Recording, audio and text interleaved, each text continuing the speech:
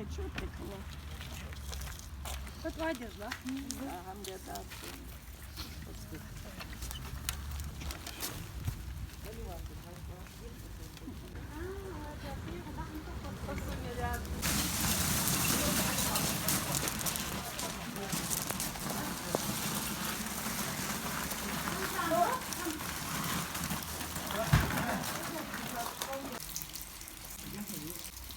Сегодня мы приехали к Адову Хазбулатову с рабочей группой в город Суджа.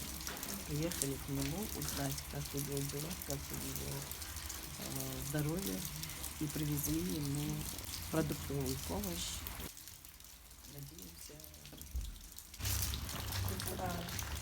Терпите, но все